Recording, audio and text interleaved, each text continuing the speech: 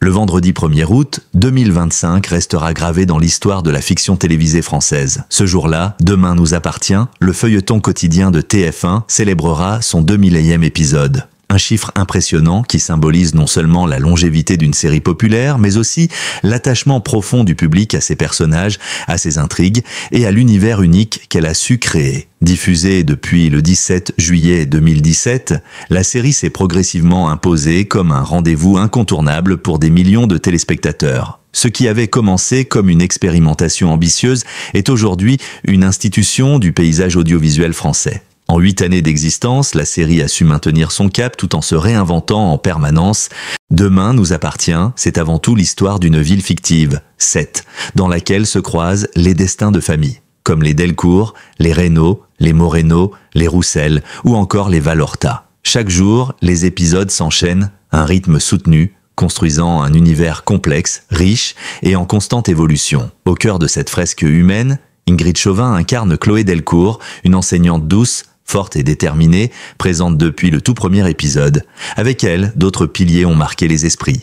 Alexandre Brasseur dans le rôle d'Alex, Samy Garbi en policier charismatique ou encore Luce Mouchel dans celui d'Anna. Ensemble, ils composent une mosaïque de personnages attachants qui ont su séduire toutes les générations. Pour beaucoup, suivre Demain nous appartient, c'est un peu comme retrouver chaque soir des membres de sa propre famille. Ce 2000e épisode est bien plus qu'un simple jalon. Il marque une forme d'apothéose pour une série qui n'a jamais cessé de repousser les limites du genre. À titre de comparaison, seules quelques fictions françaises peuvent se targuer d'avoir franchi un tel seuil. Avant elle, seule, Plus belle la vie avait atteint puis dépassé ce cap en juin 2012. Le feuilleton de France 3 avait ensuite poursuivi sa route jusqu'à son 4000 épisodes avant de s'éteindre en 2022. Pour Demain nous appartient, ce 2000 épisodes est au contraire une relance, un nouveau souffle, presque une renaissance. L'un des secrets de ce succès durable réside dans l'audace des scénaristes. Depuis ses débuts, la série n'a cessé de surprendre son public avec des intrigues haletantes, enlèvements, meurtres, secrets de famille, trahisons, mais aussi catastrophes spectaculaires. Les événements dramatiques se sont multipliés au fil des saisons. Un bus transportant des lycéens s'écrase dans un ravin, une grotte s'effondre sur des spéléologues, une explosion détruit une aile entière du lycée. Agnès Varda, un requin rôde dans les eaux de Sète et menace les baigneurs. Chaque rebondissement est traité avec un mélange d'émotion, de tension et de réalisme, maintenant un haut niveau d'engagement de la part du public. Mais plus encore que les intrigues, c'est l'attachement émotionnel au personnage qui fait toute la force de Demain nous appartient. Chaque téléspectateur a son favori, son couple fétiche, son personnage haï ou adoré. Les relations humaines sont au centre du récit. Les amours contrariés, les familles recomposées, les liens entre parents et enfants, les secrets enfouis, tout ce qui fait la complexité de la vie réelle est transposé dans cette fiction, avec une justesse qui touche. Ingrid Chauvin, grâce à sa sensibilité et à sa rigueur, est devenue, en quelque sorte, la figure maternelle de la série. Son personnage de Chloé, tour à tour blessée, combative, amoureuse, est le reflet de nombreuses femmes d'aujourd'hui. Confrontées à des défis personnels et familiaux, ce 2000e épisode est également l'occasion pour la production de remercier les fidèles. De nombreux clins d'œil sont attendus, des retours de personnages emblématiques, des hommages à ceux qui sont partis, des surprises narratives. Mais surtout, cette étape marque le début d'un nouveau chapitre, celui de la maturité. La série, qui a su grandir avec son public, s'apprête à vivre l'une de ses plus grandes épreuves. Un tremblement de terre cataclysmique va frapper Sète, bouleversant à jamais l'ordre établi. Ainsi, le 2000e épisode n'est pas un aboutissement, mais une transition vers une ère nouvelle. Une manière de dire au public « Vous pensiez avoir tout vu ? Ce n'était que le début ». Le feuilleton, fort de sa notoriété, de sa base solide de téléspectateurs et de ses ambitions artistiques, veut aller encore plus loin, plus intense, plus émouvant, plus spectaculaire. Avec en ligne de mire un objectif clair, écrire une histoire encore plus riche, encore plus humaine, encore plus universelle. Demain nous appartient, ce n'est pas seulement une série. C'est un miroir tendu vers notre société. Un théâtre d'émotions, de conflits, de rêves et de drames. C'est aussi une famille, celle que le public a choisie. Et pour cette famille, un bouleversement d'une ampleur inédite se profile à l'horizon. Un séisme, au sens propre comme au figuré. Alors que la série s'apprête à célébrer son 2000e épisode, les auteurs de Demain nous appartient ont décidé de frapper un grand coup en imaginant une intrigue d'une rare intensité. Un tremblement de terre d'une violence inouïe va frapper la ville de Sète. Un choix audacieux, voire inédit dans une série quotidienne, qui témoigne une fois de plus de l'audace narrative des scénaristes. Dans cette nouvelle arche-événement, la nature elle-même se rebelle et tout l'univers familier des personnages va basculer dans le chaos. Ce ne sera plus une simple histoire de famille ou d'enquête criminelle, mais une épreuve de survie à grande échelle. L'idée de cette catastrophe n'est pas venue par hasard. Elle répond à une volonté claire, créer un tournant narratif puissant qui permettra non seulement de bouleverser les repères des téléspectateurs, mais aussi de redéfinir le destin de plusieurs personnages historiques. Ce tremblement de terre est donc à la fois un événement spectaculaire et un catalyseur émotionnel, un révélateur de vérité et de vulnérabilité. Il ne s'agit pas d'un simple décor, mais bien d'un monstre invisible qui secoue les fondations physiques et intimes de Sète. L'Arche débute pourtant dans une ambiance joyeuse.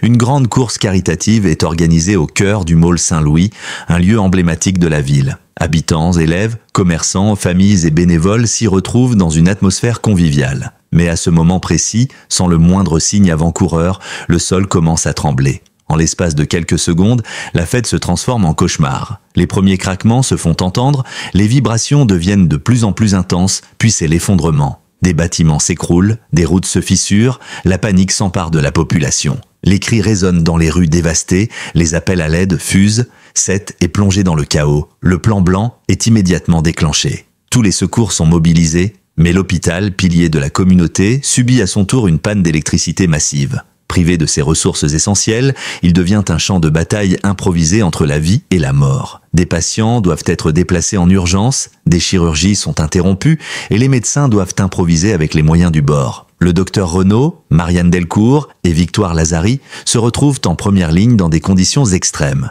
Les scènes de tension promettent d'être d'un réalisme bouleversant à la hauteur des plus grands drames télévisés. Partout en ville, les héros de la série se battent pour sauver des proches, retrouver des disparus, protéger des enfants. Certains sont piégés sous les décombres, comme Georges, qui menait une enquête dans les sous-sols de l'hôtel où il logeait. D'autres doivent prendre des décisions impossibles, rester pour aider ou fuir pour survivre. Cette catastrophe met chacun face à ses limites, ses peurs, mais aussi ses élans de courage. Des héros inattendus vont émerger, tandis que d'autres, usés, blessés ou résignés, pourraient tout céder. La production de la série a vu grand. Les décors ont été entièrement repensés, avec des plateaux reconstruits pour simuler l'effondrement des immeubles. Des effets spéciaux numériques viendront renforcer la violence du séisme, et des scènes en extérieur ont été tournées avec une ampleur cinématographique rare pour un feuilleton quotidien. Il ne s'agit pas d'une catastrophe survolée, mais d'une immersion totale dans l'enfer d'une ville frappée par un désastre naturel. Mais au-delà du choc visuel, ce tremblement de terre symbolise quelque chose de plus profond.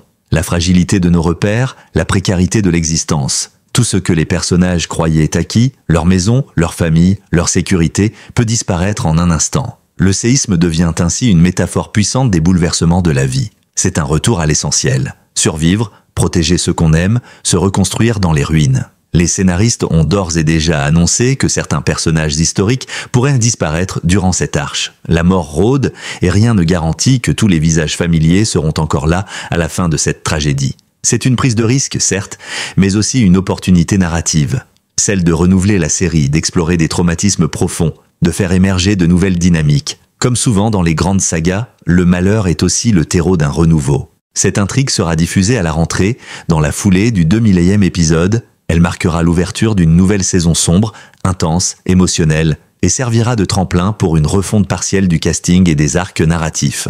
Les téléspectateurs seront invités à suivre, semaine après semaine, la manière dont chaque personnage réagit, évolue ou s'effondre face à l'adversité. Avec ce tremblement de terre, Demain nous appartient affirme plus que jamais sa volonté de surprendre, d'émouvoir et de repousser les frontières de la fiction télévisée. Le feuilleton, loin de s'essouffler, entre dans une ère de maturité où l'émotion brute et le spectaculaire se mêlent pour offrir une expérience inédite. La terre va trembler et rien ne sera jamais plus comme avant. Parmi tous les visages familiers qui vont traverser ce cataclysme, celui d'Ingrid Chauvin, alias Chloé Delcourt, est sans conteste l'un des plus exposés. Présente depuis le tout premier épisode de Demain nous appartient, la comédienne incarne une figure centrale de la série. Une femme forte, mère protectrice, professeure engagée, épouse aimante et désormais survivante. Face au tremblement de terre annoncé, Chloé ne sera pas épargnée. Bien au contraire, elle sera au cœur du chaos, confrontée à une série d'épreuves qui pourraient tout remettre en question. Depuis plusieurs saisons, le personnage de Chloé a vécu de nombreuses tempêtes. Elle a affronté l'adultère, la séparation, la maladie, la trahison, les drames familiaux, mais cette fois le danger est plus physique, plus immédiat. plus brutale. Lors de la course caritative organisée au Mall Saint-Louis, Chloé accompagne des élèves du lycée, Agnès Varda. Elle s'apprête à donner le départ lorsqu'elle sent la terre trembler sous ses pieds. Très vite, les cris fusent, les enfants s'éparpillent, le sol se fissure. Chloé tente de garder son calme, mais elle comprend que l'événement dépasse tout ce qu'elle a connu jusque-là. Ce qui suit est une séquence haletante. Chloé cherche à regrouper les adolescents autour d'elle, à les mettre à l'abri, à éviter les chutes de pierres, à rassurer ceux qui pleurent. Mais bientôt, une secousse plus violente les déséquilibre tous.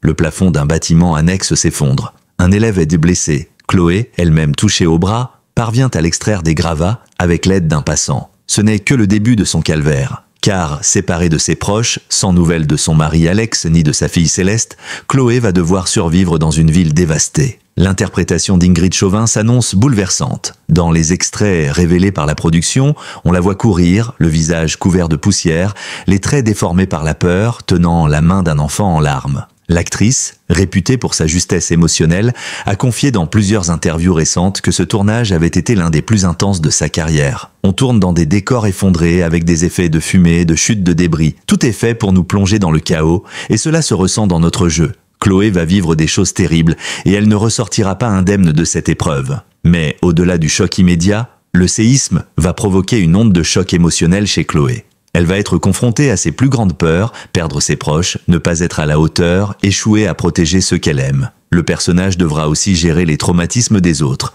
notamment ceux des élèves dont elle a la charge, et qui vivront cet événement comme un effondrement de leur monde. En tant que professeur, Chloé incarne la figure rassurante, la présence stable. Mais quand tout s'écroule autour d'elle, comment continuer à tenir ce rôle? La série explore ici un aspect profondément humain, la fragilité de ceux qu'on croit solides. Chloé, qui a toujours été le pilier de sa famille, vacillera. Des tensions émergeront avec Alex, lui aussi marqué par la catastrophe. Leur couple, déjà passé par des hauts et des bas, devra affronter une nouvelle remise en question. Car dans ces moments où la mort rôde, chaque mot prend un poids démesuré. Chaque silence devient un abîme. Chaque regard peut être un adieu. Le tremblement de terre aura également des conséquences durables sur la santé mentale de Chloé. Le traumatisme post-catastrophe, la culpabilité du survivant, l'épuisement nerveux, tout sera abordé avec réalisme. La série, qui n'hésite pas à traiter de thèmes complexes comme la dépression ou le burn-out, s'engage ici sur un terrain sensible mais nécessaire. Montrer que même les plus forts peuvent avoir besoin d'aide, que même les figures maternelles peuvent s'effondrer. Pour Ingrid Chauvin, ce nouvel arc est aussi une manière de renouveler son personnage. Après des années d'intrigues centrées sur la famille, l'amour ou le travail, voici Chloé plongée dans une aventure de survie. Elle va devoir improviser, se battre, faire des choix impossibles et peut-être redécouvrir une force enfouie qu'elle ignorait encore. Ce sera aussi l'occasion pour l'actrice d'explorer d'autres registres,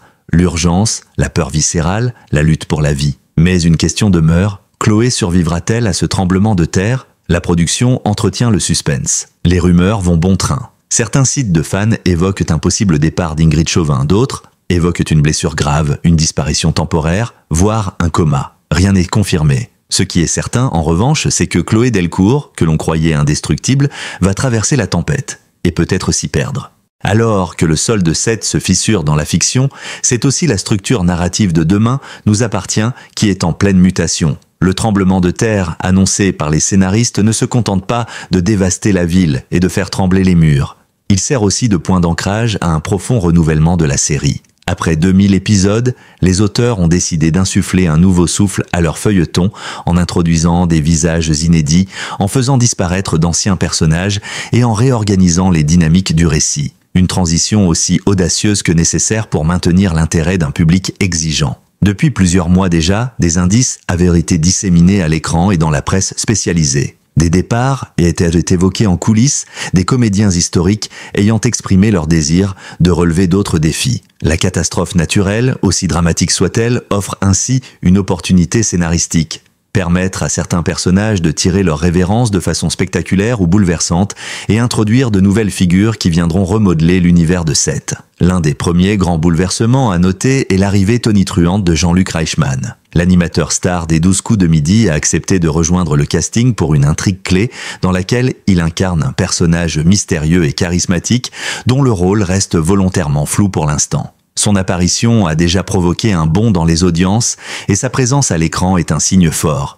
Demain nous appartient, veut fédérer autour de noms forts et élargir son public. Autre arrivée très attendue, celle de Corinne Touzette, icône du petit écran, connue notamment pour son rôle dans Une femme d'honneur. À partir du 31 juillet, elle incarnera Annie, la sœur de Christelle Moreno, Ariane Séguillon, un personnage haut en couleur au passé complexe. Sa venue promet des retrouvailles familiales chargées de secrets, de conflits anciens, mais aussi de possibles réconciliations. Avec elle, une part du passé de Christelle refera surface et bouleversera probablement l'équilibre des Moreno. Du côté du lycée, c'est également un vent de renouveau qui souffle. Le poste de proviseur sera désormais occupé par Erika, interprétée par Shirley Bousquet, bien connue du grand public pour ses rôles comiques dans Caméra Café ou Nos chers voisins. Elle incarnera ici un personnage rigide, ambitieuse, mais qui se révélera plus humaine qu'elle n'en a l'air. Face au défi du séisme et à la reconstruction de l'établissement, Erika sera confrontée à des choix difficiles. Son opposition avec certains enseignants,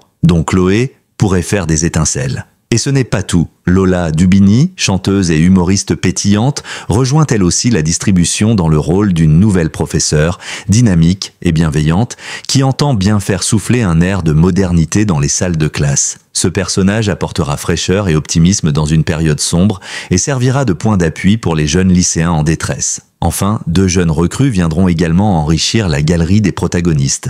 Le fils de Laurent Baffy, dont la discrétion dans les médias tranche avec son talent prometteur, et Ambroise Michel, ex-star de Plus belle la vie et Cut, qui incarnera un homme au passé trouble, possiblement lié au secours, ou à un pan méconnu de la ville. Leur arrivée, dans un contexte aussi tendu que celui de la catastrophe, suscitera mystère, fascination et parfois défiance. Tous ces nouveaux personnages ne viendront pas seulement combler les vides laissés par les départs, ils symbolisent un changement d'air. Les relations établies seront bousculées, les repères chamboulés. Qui dit nouvel arrivant dit aussi nouvelles alliances, nouvelles tensions, et surtout, de nouvelles intrigues à tisser. La série entre ici dans une phase de réécriture profonde avec l'ambition de surprendre à nouveau, tout en conservant son ADN. Ce renouveau, les fans l'acceptent avec prudence, mais curiosité. Attachés aux figures historiques, ils savent aussi que la longévité d'une série repose sur sa capacité à se renouveler sans trahir son essence. En proposant un tremblement de terre aussi bien dans la narration que dans le casting, Demain nous appartient prend un pari risqué, mais nécessaire. Le public n'est plus celui de 2017. Il a mûri, tout comme la série. Il réclame des personnages nuancés, des arcs narratifs plus profonds et une représentation fidèle de la complexité de notre époque. Depuis son lancement en 2017, Demain nous appartient s'est taillé une place de choix dans le cœur des téléspectateurs français. Jour après jour, épisode après épisode, la série a su conquérir un public fidèle, parfois intergénérationnel, qui s'est attaché à ses personnages, à ses intrigues et à l'atmosphère singulière de la ville de Sète. Ce lien fort entre les créateurs et les fans explique sans doute en grande partie la réussite de la série qui atteint désormais le seuil impressionnant des 2000 épisodes. Ce succès ne repose pas uniquement sur la répétition d'une recette gagnante. Bien au contraire, il tient à la capacité des auteurs à écouter, à s'adapter, à innover. Depuis ses débuts, Demain nous appartient a toujours su évoluer en fonction de son époque. La série a abordé des sujets variés, parfois délicats. Harcèlement scolaire, violence conjugale, adoption, dépendance affective, deuil, parentalité, transition de genre, handicap. Rien n'a été laissé de côté et chaque thème a été traité avec un souci de réalisme, d'authenticité et de respect. Ce réalisme émotionnel est précisément ce que le public vient chercher dans le feuilleton. Les personnages, malgré leurs intrigues parfois romanesques, restent profondément humains, faillibles, crédibles. Les spectateurs s'identifient à Chloé, à Alex, à Samuel, à Victoire ou à Christelle. Ils les soutiennent, les critiquent, les défendent, ils les voient tomber, se relever, changer. Et au fil des ans, ils ont développé une forme de connivence, une proximité quasi familiale. C'est cette fidélité affective qui permet à la série de durer. Face à la concurrence accrue des plateformes de streaming, des séries internationales et des programmes courts, il aurait été facile de sombrer dans la facilité ou de s'endormir sur ses acquis. Mais les équipes de production ont préféré relever le défi de la surprise permanente. Le tremblement de terre qui s'annonce en est l'illustration parfaite.